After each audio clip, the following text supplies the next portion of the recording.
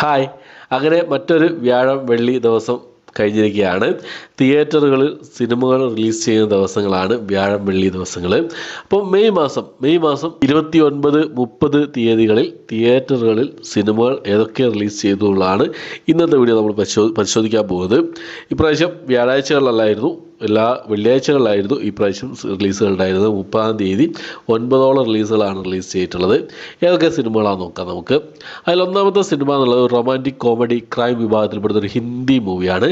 Delhi dark എന്നാണ് സിനിമയുടെ പേര് വരുന്നത്. മെയ് മാസം 30-ാം തീയതിയാണ് ഈ സിനിമ തിയേറ്റർ റിലീസ് ചെയ്തിട്ടുള്ളത്.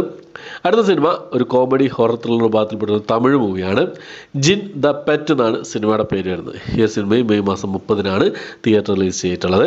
അടുത്തൊരു കോമഡി ഡ്രാമ വിഭാഗത്തിൽപ്പെടുന്ന ഒരു ഹിന്ദി മൂവിയാണ്. സിസ്റ്റർ മിഡ് നൈറ്റ് എന്നാണ് സിനിമയുടെ പേര് വരുന്നത്. രാധിക ആപ്തയാണ് ഈ സിനിമയിൽ പ്രധാന വേഷം കൈകാര്യം ചെയ്തിട്ടുള്ളത്.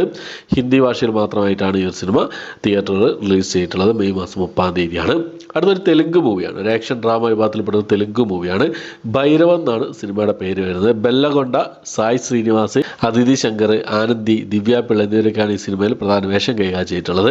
തെലുങ്ക് ഭാഷയിൽ മാത്രമായിട്ടാണ് ഈ സിനിമ തിയേറ്ററിൽ റിലീസ് ചെയ്തിട്ടുള്ളത്. അടുത്തത് കരാട്ടെ കിഡ് ലെജൻഡ്സ് എന്നൊരു ഇംഗ്ലീഷ് മൂവിയാണ്. ഇംഗ്ലീഷ്, തമിഴ്, തെലുങ്ക്, ഹിന്ദി ഭാഷകളായിട്ടാണ് ഈ സിനിമ. ജാക്കി ചാൻ, ബെൻവാങ് എന്നിവരൊക്കെയാണ് ഈ സിനിമയിൽ പ്രധാന വേഷം കൈകാര്യം ചെയ്തിട്ടുള്ളത്. അപ്പം ഹിന്ദി വേഷനിൽ അജയ് ദേവ്ഗനാണ് ഈ സിനിമയിൽ അഭിനയിച്ചിട്ടുള്ളത് എന്നുള്ള അപ്ഡേറ്റ് ആണ് വന്നിട്ടുള്ളത്. എന്തായാലും ഈ സിനിമ കണ്ടിട്ടില്ല. കണ്ടവരുണ്ടെങ്കിൽ നിങ്ങളുടെ അഭിപ്രായങ്ങൾ കമന്റ് ബോക്സിൽ രേഖപ്പെടുത്താൻ ശ്രമിക്കുക. ഒരു ആക്ഷൻ ഡ്രാമ സ്പോർട്സ് വിഭാഗത്തിൽപ്പെടുന്ന സിനിമയാണ്. കരാട്ടെ കിഡ് എന്ന് പറഞ്ഞ പഴയ സിനിമ, കരാട്ടെ കിഡ് എന്ന് പറഞ്ഞാൽ നമ്മുടെ ജാക്കി ചാൻ്റെ പഴയ സിനിമ നിങ്ങൾ കണ്ടിട്ടുണ്ടാവും. അതിൻ്റെ സെക്കൻഡ് പാർട്ടാണോ എന്നുള്ളത് എനിക്ക് അറിയില്ല.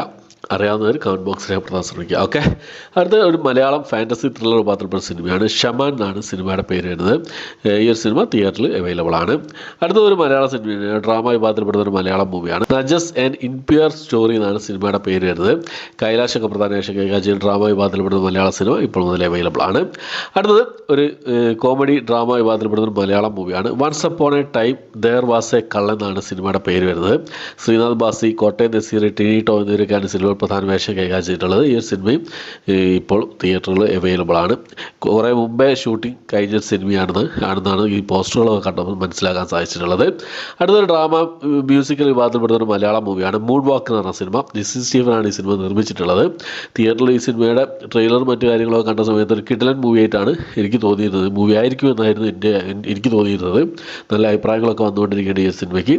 എന്തായാലും കണ്ടു നോക്കണം. കണ്ടു നിങ്ങൾക്ക് വലിയ റിവ്യൂ എത്തിക്കാൻ ശ്രമിക്കുന്നതാണ്. മൂൺ വാക്ക് എന്ന സിനിമ. ഈ സിനിമയും തിയേറ്ററുകൾ അവൈലബിൾ ആണ്.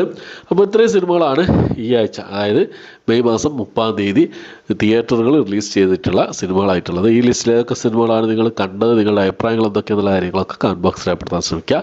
അപ്പോൾ ഇത്രയാണ് ഇന്നത്തെ വീഡിയോ ഇഷ്ടപ്പെട്ടെങ്കിൽ ലൈക്ക് ചെയ്യാൻ, ഷെയർ ചെയ്യാൻ, സബ്സ്ക്രൈബ് ചെയ്യാൻ മറക്കാതിരിക്കുക. പുതിയൊരു വീഡിയോ ആയിട്ട് വരുന്നതായിരിക്കും. ബൈ.